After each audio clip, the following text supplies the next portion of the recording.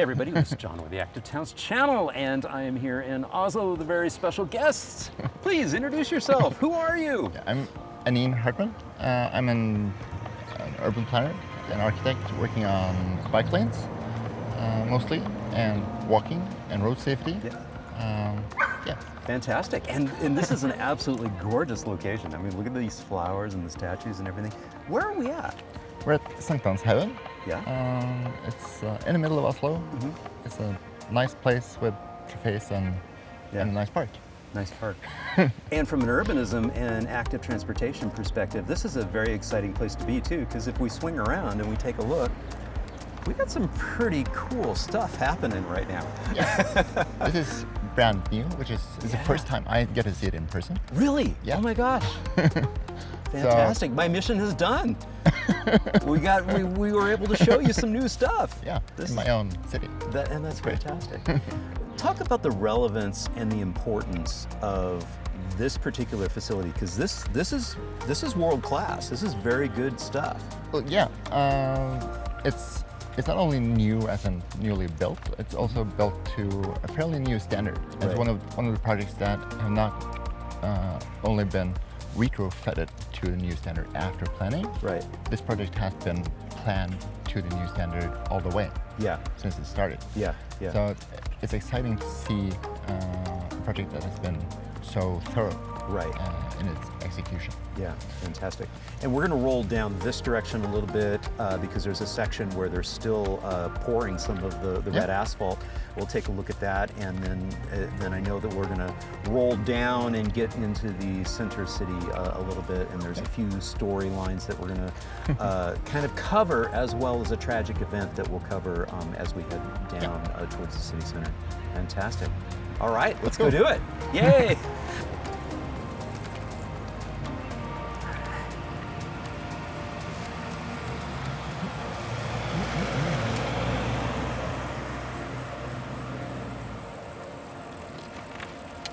And you know, I'd never like to nitpick too much on new construction, but you know, we just went through a little dip at a driveway area, and I'm like, oh man, it's so good, and then yet you didn't keep continuous elevation going through.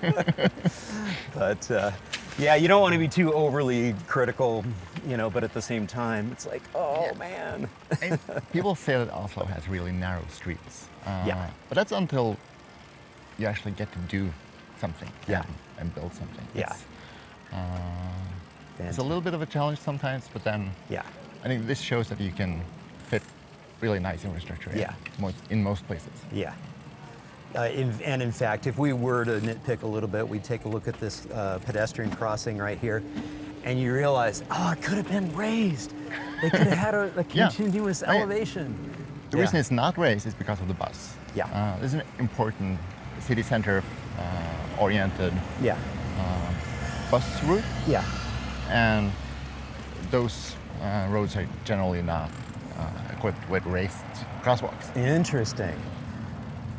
I'd be of the mindset to say that's exactly the street we want to have that. Fantastic. And here, this is new. This is a bike lane bypass of signalized intersection, which is not that common in Oslo. Yeah. Let's pull over and talk about this a little bit more. Yeah.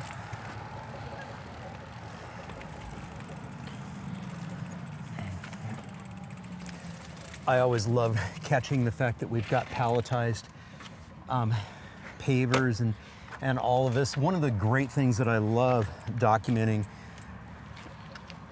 here in Europe is how well you all use standardized curbs and stones and pavers to help with keeping the cost of construction down. In North America, we're almost always deploying like a concrete crew that is laying down curbs, and it just drives the cost through the roof. Yeah. So having that. This is actually a standardized Oslo curbstone. Yeah. With special dimensions. Yeah. It's used everywhere, and it makes reusing curbstones from previous projects easier. Yes.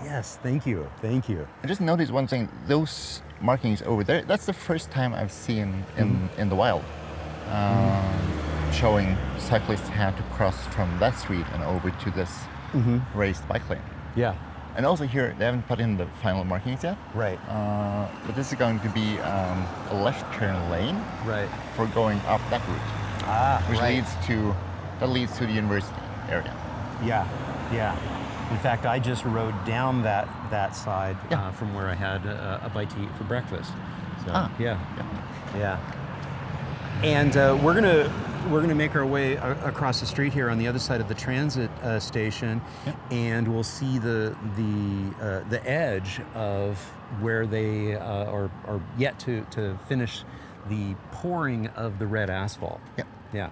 Let's head on over there and we'll talk about that. Let's go see.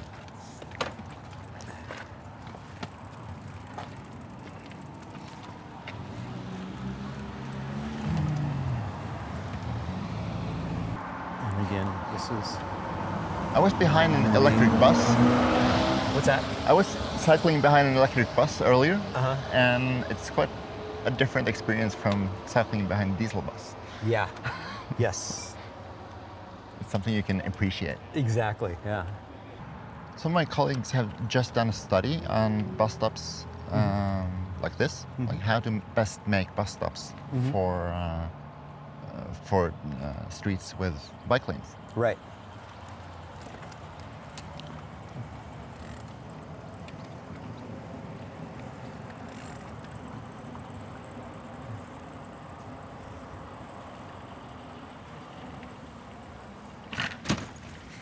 Yeah, see, yet to be poured.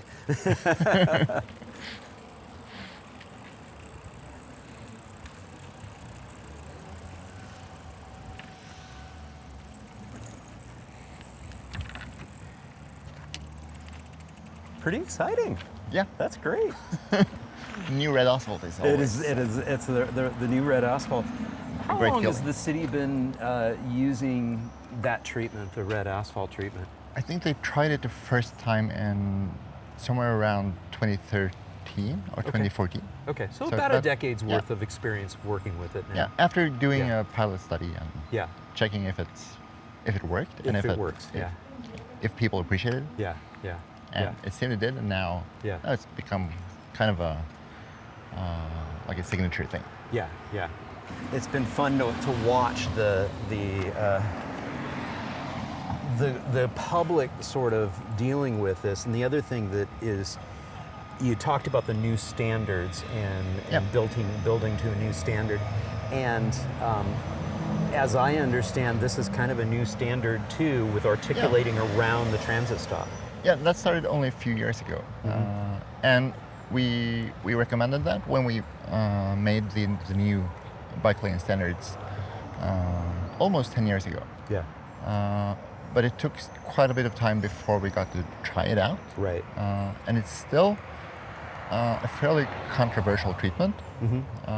And how so? You can see that from other countries as well. It is a kind of situation where you have to weigh the needs of people with disabilities and pedestrians and the passengers against the needs of the cyclists. So we're building a lot of these now, or the city is building a lot of these, and we'll see how well they work. Sure. Some of my colleagues are doing a study on the effects, positive and negative, and we're trying to come up with some recommendations on where to use this kind of treatment and where to do more traditional treatments where the bike lane just stops and it's straight. Yeah.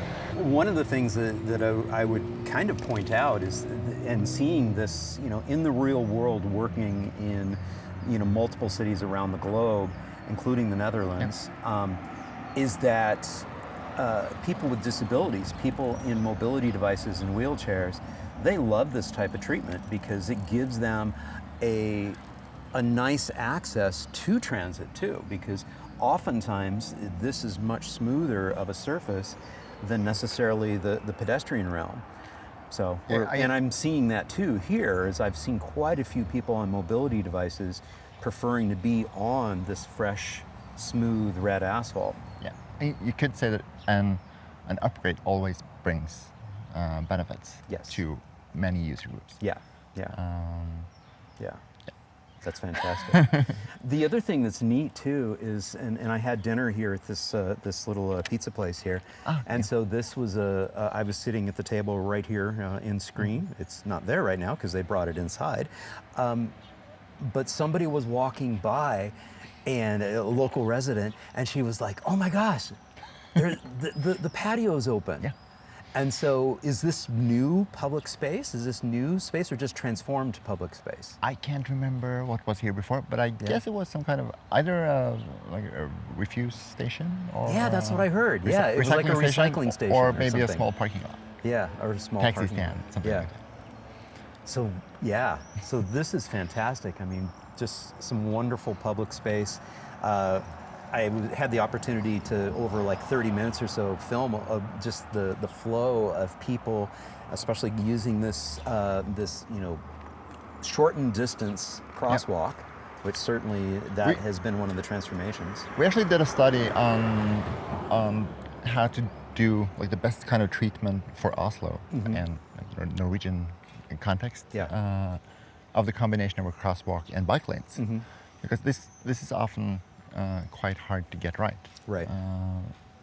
It's like that pedestrian island eats up a lot of the space on the width of the street, Yeah. of a cross section. So like, our studies showed that people are more likely to use the crosswalk if there's an island, Yeah. and also the crossing distance gets quite long if you don't have it. I love that too, because what you end up seeing too, and like I said, it was very well used last night, is that it slows the motor vehicles down. Yeah. Because of that narrowness, that sense. Even though the lane width isn't necessarily changed all that much, the fact that it feels slower, it slows the drivers down a little bit. Yeah, but I think also from the pedestrian's perspective, they get to concentrate on one direction at a time. At a time, yeah. And that slows things down. Yeah, I love it. And you could argue that it also, for drivers, they can also look for pedestrians at a smaller area. Yeah, yeah. I love it. It's good stuff. All right, let's roll down the hill.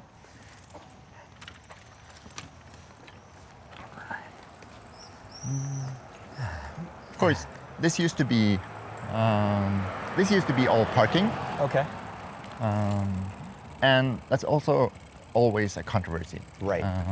I think Oslo has removed about 3,000 or 4,000 car parking spaces by now. Okay. And this is one of the latest projects where that has been a controversial issue all the way up to execution. All the way to execution. So now it's done, and now, as you can tell, there's Carmageddon. Yeah. Life is terrible here now. Yeah. Yeah. Obviously. Yeah. Obviously. There's still so much parking left on the side streets. Yes. So exactly. It's not going to be that big of a problem. There's plenty of places. As you'll see around the corner, now we can finally you can get a better view of all the shops. Yeah. We had a discussion online last week about these kinds of shops because they were not all happy about the new bike lanes. Right. About how to kind of visualize to them how this is an improvement. Right. Like, should cyclists shop here to show that they appreciate the bike lane, or should they kind of be angry because they didn't support it? Yeah. Let's pull over here for a second. Yeah. Yeah, continue with that thought, yeah. This particular bus stop has been mentioned in a few newspaper articles. Because what's different between Oslo and Copenhagen and like cities like Copenhagen and Amsterdam, where there's not that much terrain, is that we have to consider the difference between going downhill and uphill. Right, yes, yes. So this bus stop is on a fairly steep downhill side of the street. And people have argued that the speed of the cyclists will be too high, and you can kind of see the sidewalk is not too wide. Right. So there's a little bit of conflict or interaction between cyclists and pedestrians. Sure. So that's been like an issue Yeah. and something to consider. Well, and what's interesting too, the irony, of course, is that we've narrowed the space here currently with a sign that they decided to help block some of the pedestrian realm. Hey, let's make it even narrower. And also Sure. maybe this is a space where you shouldn't have tables and benches. Yeah. It is ironic though, and they were, clearly because of the with this transit stop being here, they were able to preserve a couple of parking spots. I'm not sure if those are for handicap or not. No, that's a loading bay. That's a loading. Okay. Okay. So that's obviously used for loading. Right now. Yeah, and that's fine. I mean, that's one of the things that you can be creative on how you do that. The other thing that I love to emphasize here on the Active Towns channel is talking about, yes, when we have areas where there's a potential conflict between people on bikes and people who are walking, it's imperative that you, as a person on a bike, just slow down, guys. Maintain your speed. Know that you're going to start, going downhill here in a little bit, and be courteous to the fact that your other brethren in the active mobility world need to be looked out for. So, I think a lot of perceived conflict is around cyclist speed, but when I observe cyclists out in like real streets, right, the speed is not that great. But to pedestrians, I think to pedestrians, you will always perceive cyclists as coming quite quickly because at the moment you notice them, they're going to be quite close to you. Right. Yeah. And I think we do ourselves a disservice if we're on a bike, if we're not paying attention to that. Take a moment to slow down, say hello to, to the people that you're passing, and maybe comment on the fact that that's a very pretty doggy you're walking. All right, cool. At least when you're on the bike, you get to smile to people. Do that, yes, smile exactly. and talk and try to have that react. Interaction. Try to have a face-to-face, make eye contact interaction when you're in a car. It's much harder to do. Fantastic. All right, cool. Heading on down.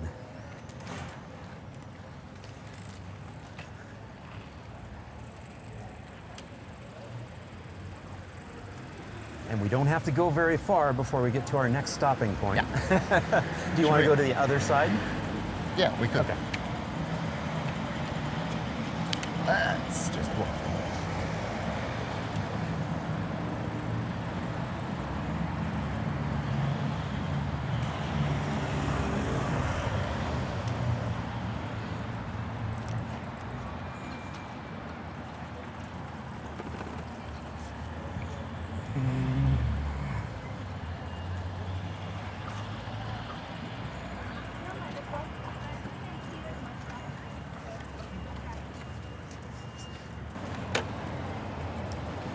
Earlier we had mentioned that we were going to visit a busy intersection where something tragic did happen here. Yep. Walk us through what happened at this location. Well, this is the site of the latest fatality, cycling fatality that I know of in Oslo, and that got a lot of media coverage. Right. A woman was run over by a large articulated truck that was turning right. Yeah. Now, it's important to note that this street has been completely rebuilt. In the aftermath. In the aftermath. Not because of the crash, but it was already planned. Yeah. But the treatment is fairly similar. It's on-street bike lanes and marked bike lanes, not raced bike lanes right here. Right. And the same type of intersection. So the situation is quite similar, but the sidewalk is wider now. Yeah, so let's walk through that a little bit. So this particular intersection, prior to that tragic event, was in the redesign process. They had plans in the books. Already approved. Yeah, already approved. And financed, as far as I know. And the crash happened, the collision happened, fatal collision happened, and walk through what happens when there is a fatal crash in Oslo. Yeah, not only Oslo but Norway. There's for all kinds of fatal crashes and some serious crashes with serious injury. There's a police investigation that determines like legal fines or prison terms. But there's also a completely separate road authority crash investigation. Right. So after each crash like this, 2 teams will go out and make measurements and look at all the evidence to see, for the road authority investigation, that the point is to see if something could have been done differently about how the road is built, or changes to vehicle standards, road rules, things like that. You can, all the kinds of tools. Those investigators have, as far as I know, the freedom to suggest any kinds of improvements. Fantastic. And that really is contrasted with how many other places do things. For instance, in North America, you know, we've been begging for that level of like introspection and really looking at it and saying, you know, maybe the design needs to change. I'm not sure what the recommendations were for this particular intersection, but a crash like that is fairly typical. Oslo has very few fatalities among cyclists, but the few that have happened in the last 5 or 10 years have often, or too often, happened between large trucks. And actually right turning large trucks and bike lanes like this. And boom, right there. Right on cue, both times that we've said those words, we've had a right-turning large truck, you know, in that situation. And I want to emphasize what has really changed in this particular intersection. You mentioned it. You said much wider, and also I suspect that the turn radius has changed quite a bit. I think a little bit. I would think it would have to if we widen this up quite a bit. But when turning from the driving lane, the radius is, of course, larger than going from the bike lane. Very, very interesting. Very tragic event, and folks, for those of you who have listened to my interview and watched my interview with Dan Pietkowski, he does profile this intersection in his book, and you're actually quoted in the book. And obviously it's not only about the intersection design. It's also about the design of vehicles. I think in the end it was determined to be mostly an issue of the driver not having enough time to see the cyclist, and then there's a debate about how much he should have used the mirrors to look for cyclists. But it's an issue that we allow very large trucks on streets with a lot of pedestrians and cyclists. Good point. and at speeds that you're like, okay, what are we prioritizing? Are we prioritizing the throughput of motor vehicles and speed too? So it's also a consideration. Yes, exactly. Okay, we're gonna continue down the hill. All right. New bike racks. Oslo has standardized its bike racks to these, they call it A-frames, with a little crossbar, which is a really nice thing because earlier most bike racks were not usable with electric bikes. Or larger bikes, cargo bikes, and things like that. So the city has standardized on a kind of bike rack that fits all kinds of bicycles. And I think maybe compared to other cities further south, that snow clearing may be easier with these kinds of designs. Yeah. Yeah. Fantastic.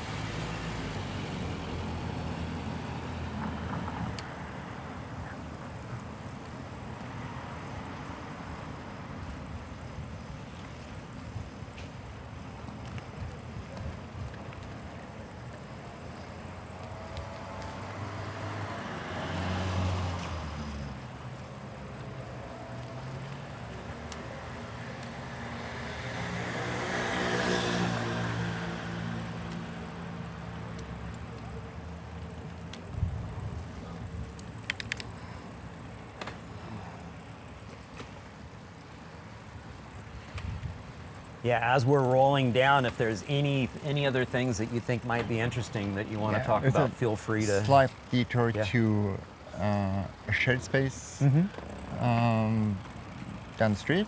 Okay. But I think maybe we could look at the government Yeah. quarter first.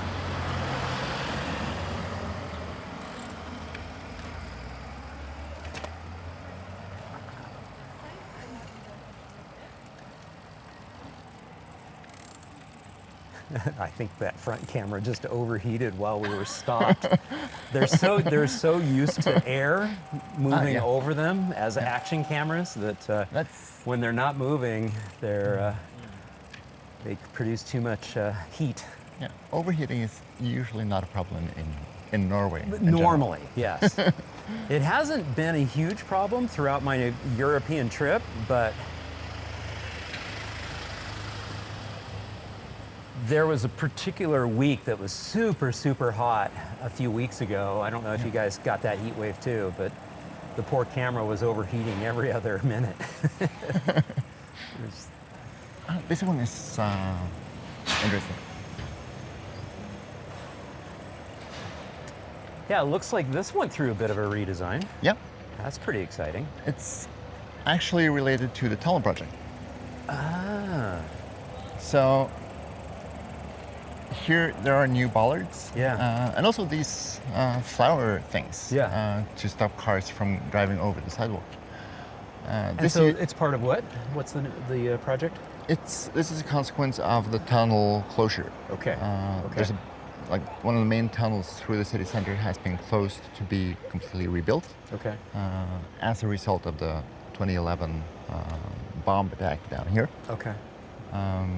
And to prevent all the traffic from the ring road taking this detour, they've Right. closed this street completely to car traffic. Interesting. Okay. So wow. So yes. So we have our wonderful bollards that can be raised and lowered if somebody does need access to this street, but it is Usually, filtered permeability for people Yeah. walking and biking. I think they'll mostly be lowered for emergency services. Right, emergency services. And yet we have now created this nice little triangular public space Yeah. and brought some beautiful flowers in to soften up the environment and green it a little bit. I think that's also always a nice trick that when you put in measures like this to close streets to car traffic, Yeah. you can do it Yeah. in a beautiful way, Yes, exactly. Yes. and people will appreciate it more. Yes. It's hard to be Yeah. very negative to flowers. Yeah. I was curious about this. I've noticed this the last few days. I've seen quite a few projects like this where we've created some extra space for people and we've brought flowers in, but we're still using asphalt versus permeable pavers. Is there a reason for that from the city's perspective? Is it just a cost thing? I mean, we saw some new ones that were being done, like where I had dinner last night. That's a really nice paver, and so you see a little bit more stormwater permeability there. Versus this is going to be, you're going to get a lot of runoff. And the tunnel project is supposed to take 3 years, so this might be considered as a temporary closure. Okay. So Okay. I guess that's That could be part yeah, of, that could be. for at least for this spot Yeah. where we're standing now. Otherwise, Yeah. I mean, it's just outside a nice church Yeah. and very close to the city center. So usually, it would probably be Yeah. a little bit like nicer materials. Pavers, nicer Maybe, materials, yeah. more permeability from a stormwater runoff. Could be. And then you wouldn't do the temporary planters here, you would actually do like an actual rain garden Yeah. treatment to get that, permeability. So There's also, I think there's a little bit of a climate thing. Yeah. At the winters and the thawing and heating cycle during the winter that Oslo gets a lot of. Oslo gets quite many days during the winter where the temperature goes Right. over and below 0 Right. centigrade, yeah. and that's quite harsh on the road surface. Got it. Now earlier we referenced and pointed down that way, and we talked about the bombing. Refresh my terrible memory of history. What was that? I'm not the best person to have all the details, but there was a terrorist attack here and a shooting at a youth summer camp Okay. outside of Oslo, Yeah. done by the same person, Okay. now in prison. And this area has been basically closed for renovation. So Since that. all the government Yeah. agencies moved out, Yeah. and they had to rebuild all the damaged buildings. Yeah. And they also closed it completely to car traffic Got it. for safety reasons. For safety reasons. Yeah. And now they're establishing, or they have established new gates to allow filtered access to the government quarters. Okay. So it will probably be finished at some point. Okay. Now it's been going on for 13 years, which 13 is a years. long time Yeah. for Yeah. a city center construction project. Okay. Well, let's go explore the impacts and/or opportunities from an active mobility perspective down here. Yeah. All right. Cool.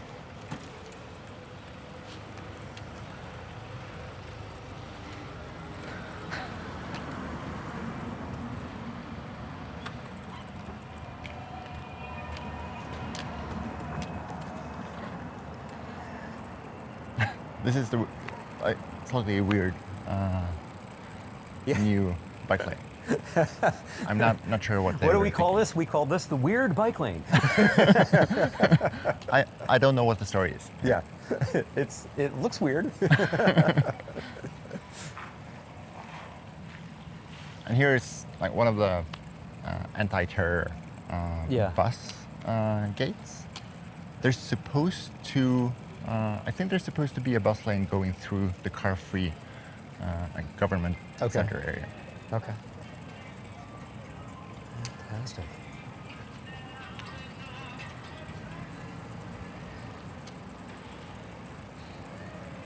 And here too, like raceable Yeah. anti-truck. Yeah. These two, like ways to make anti-car Yeah. measures a little bit nicer.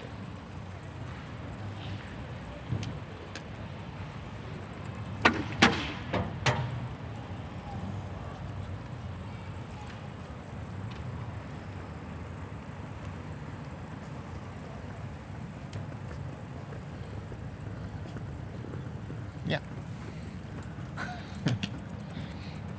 So that.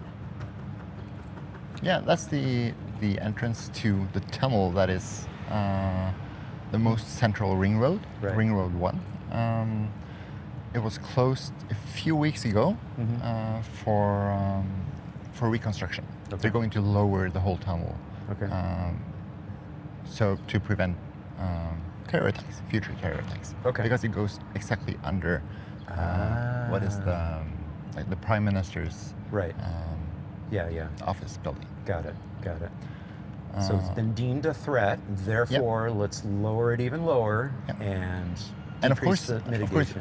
threat exactly why they deem it a threat is Right. is not public knowledge. That's Yeah. a secret.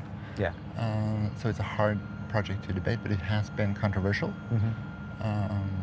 people say that, or some people say that, okay, if it can be closed for 3 years for reconstruction, maybe you could close it permanently. Yeah.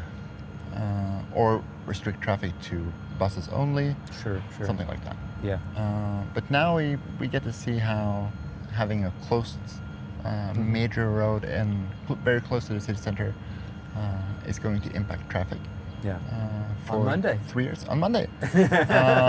Let's see if Monday gets to be Carmageddon or just another day. Monday. Another Monday. Whatever you think about Mondays. Exactly.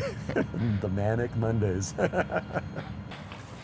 This has to be the most protected bike lane anywhere. I was just thinking the same thing. This has got to be the most protected bike lane I've ever been on.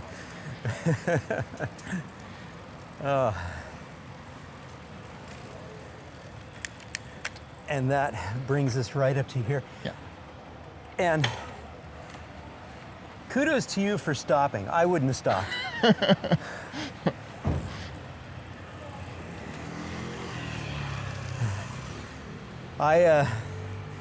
I'm notorious on my films for looking at a stoplight like that makes absolutely no sense and saying, yeah, I'm not stopping.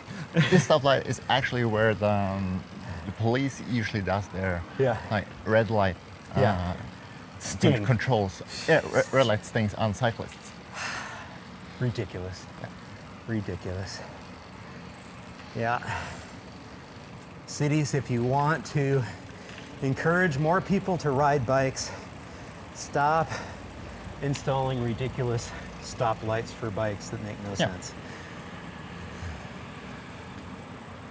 Or change your laws and make it, legal for people on bikes to treat a stoplight like a stop sign and a stop sign like a yield. That's for North America. Well, there's a nice street down here.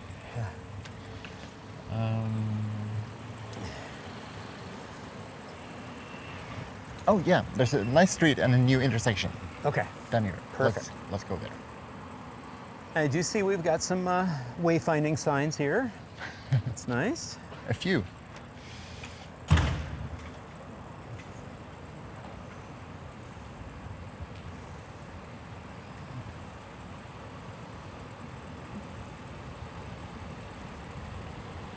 So if we stop here, yeah, here.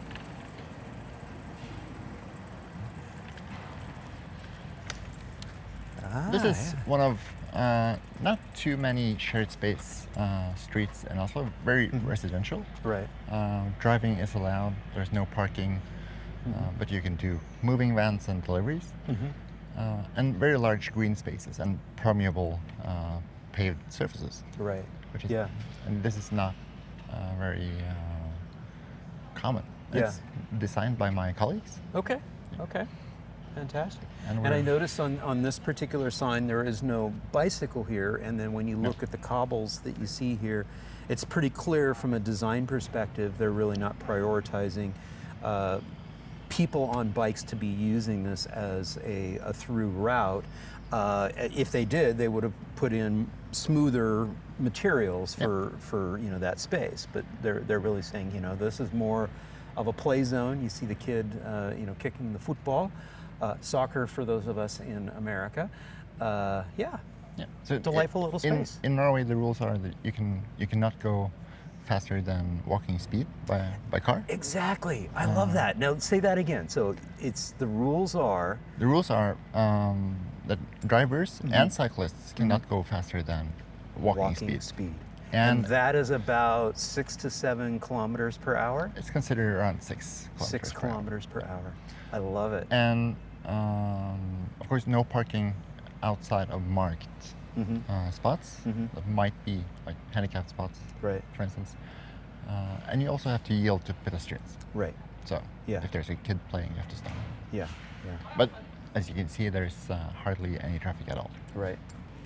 And I love the fact that we've got trees planted in here too. And this has obviously been in place for quite some time. It's got a nice patina to it.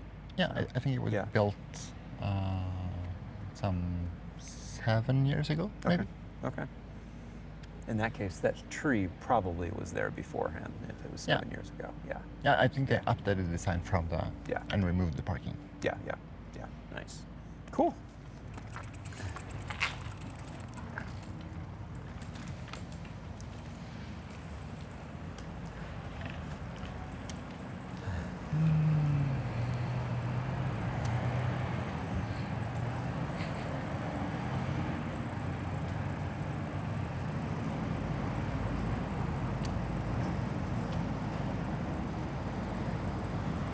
Yeah, they're rebuilding this, but it's this is going to be quite nice. Okay.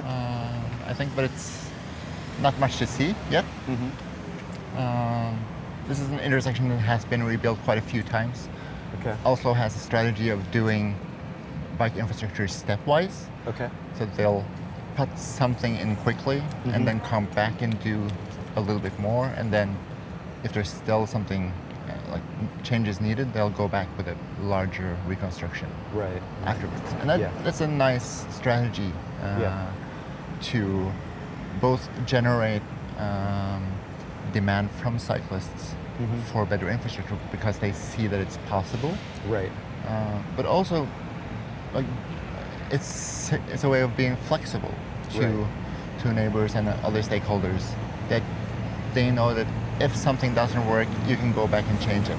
Yeah. And I think that philosophy is a good way of approaching projects that might be controversial at times. Right. Yeah. Great. And as we can see, we've got the future design we've got the shortened crossing distances there, so we do have that island effect that we were talking about earlier.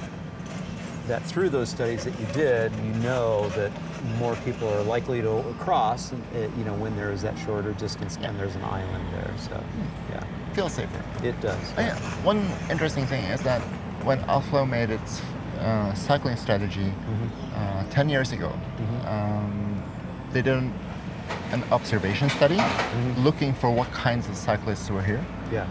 and they found no kids at all. Yeah. But now you see, not even on their parents' bikes. Right. But now, as we've been biking, They're everywhere. Lots of kids, especially on their parents' bikes. Yeah. Now it's a school holiday. Yeah. It's maybe more than usual. But also these kinds of islands and shortened crossing distances are good for kids. Yeah. Fantastic. All right. Cool.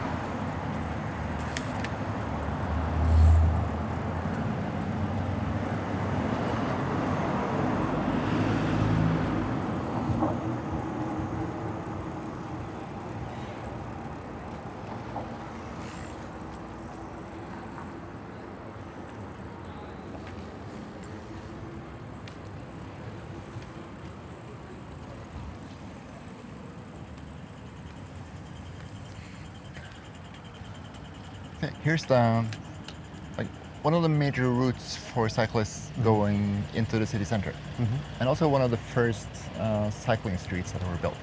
Ah, okay. Let's go around the corner and have a look. Yeah, let's do it. Yeah.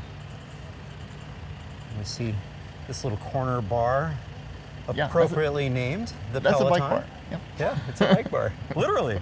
Actually, Actually.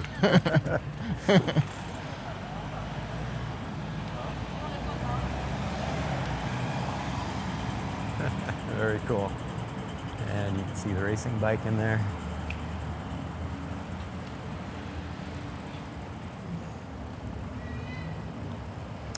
And so this is considered a bicycle priority street then? yeah. Okay. Now we're at the time of day where there's a lot of deliveries. And this street is, it has a lot of pedestrian traffic, a lot of cycling traffic, and a lot of delivery traffic. Yeah. And it's really narrow, but Yeah. it's a nice street. It's Yeah. Lots of things happening here, lots of nightlife. Fantastic. Is there a speed limit that motor vehicles must adhere to on the street? Yeah, most streets in Oslo are 30 30 kilometers per hour. kilometers. Okay.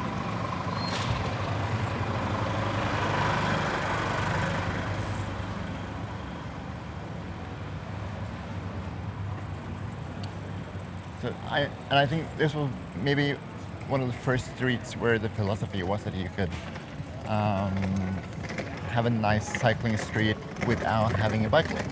Right. It's 4 meters wide between the curbs Yeah. to allow a truck and a cyclist to pass Right. each other. Yeah. It's still quite a lot of conflicts, Sure.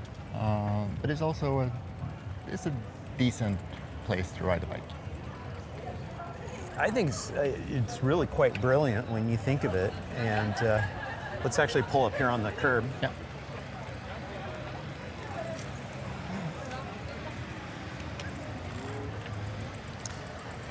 One of the things that I love from a design perspective of this particular cycling street is we've got a situation where we're using some pretty high quality pavers that sends that message pretty unambiguously to the drivers that this is a special space. Yeah. This is really a place for people.